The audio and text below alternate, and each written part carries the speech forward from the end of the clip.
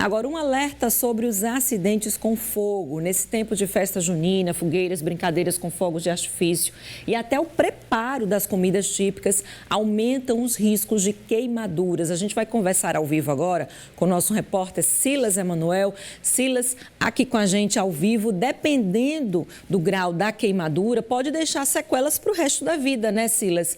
Bem-vindo, bom dia.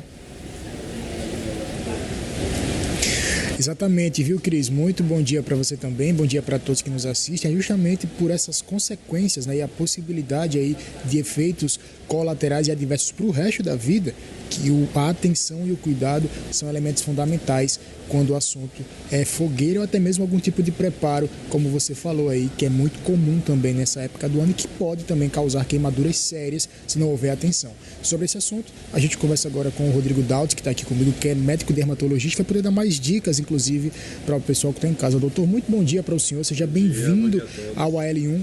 A atenção é a palavra de ordem nesse momento, seja para fazer algum preparo na cozinha, seja também com fogueiras. Com certeza. Então, bom dia a todos. Essa época junina, né, é uma época que é muito comum a gente ter esses casos de queimadura.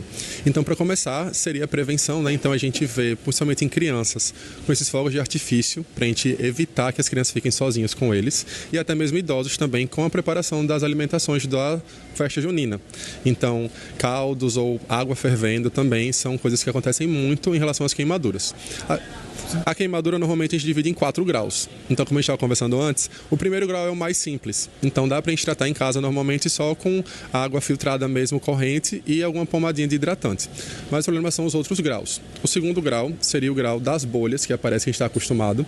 E normalmente as pessoas estouram as bolhas. Então, a dica é não estourem as bolinhas. As bolinhas servem para proteger a região, para a pele nascer por baixo. Então, não estourem. E normalmente a gente não pode passar pasta de dente, creminho da vovó, plantas em geral, não usem. Procurem um médico para ter uma medicação específica para a gente poder tratar. E os outros 2 graus são os que têm emergência mesmo e tem que ir no hospital. O terceiro grau normalmente não fica com bolha, fica esbranquiçado ou preto e ele queima todas as camadas da pele. Então normalmente tem que fazer um tratamento porque a pele não vai cicatrizar sozinha.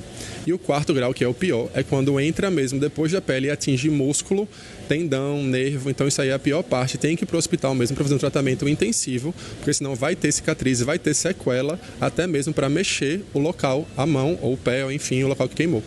Queria que o senhor falasse sobre as consequências, né? Porque, assim, claro que naturalmente quanto mais mais grave o caso, a tendência também que possam ficar com efeitos colaterais também.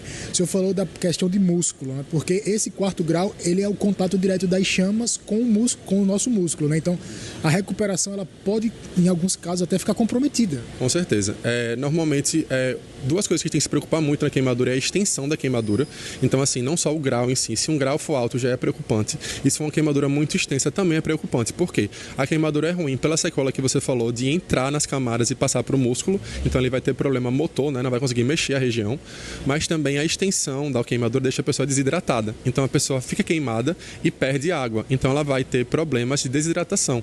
Um choque séptico, por exemplo, ou um choque cardiogênico, que são situações que a pessoa não vai conseguir que os órgãos funcionem por causa disso. Então, a queimadura já é ruim. Então, juntamente com isso, a sequela do tratamento no local seria a desidratação da pessoa. Mas as sequelas mais comuns, realmente, como você falou, são as cicatrizes e são as dificuldades das locomoções ou do local que você foi acometido. E no caso das pessoas que ingerem bebida alcoólica, por exemplo, e podem se queimar de alguma forma, tem algum efeito correlativo? Eu pergunto isso porque a bebida alcoólica, diferente do que muita gente acha, também desidrata. Então, dependendo do nível de desidratação, a lesão pode se agravar por isso? Sim, pois é. A bebida alcoólica em si não vai ter a relação em si com a desidratação no momento da queimadura, porque é muito pior a desidratação da queimadura do que a bebida alcoólica. Mas a bebida alcoólica normalmente deixa a gente um pouco mais corajoso, né? Então, nessa época também é muito associada à queimadura em si com as pessoas que estão um pouco mais alcoolizadas. Então, tem que ter cuidado. Eu sempre falo que as crianças são mais acometidas, mas os adultos também, né? Então, ninguém está livre em si de ser queimado ou de ter algum problema, até por falta de atenção, não porque você quis ou porque você não sabe manejar, né? Mas é um cuidado a mais e eu acho que valeria muito a pena esse cuidado a mais para não ter problemas no futuro, né? Com certeza, doutor. Muito obrigado, viu, pela sua participação, os esclarecimentos aqui no L1. Então é isso aí, viu, Cris? Dicas dadas agora. É desejar a todos um ótimo dia de São João, uma ótima véspera também, mas com segurança, principalmente quando o assunto envolver fogo. Com você. Pois é, e dá para aproveitar tudo, né? É só redobrar, é só ter cuidado, né, Silas? Obrigada, viu, pelas dicas, pelas orientações.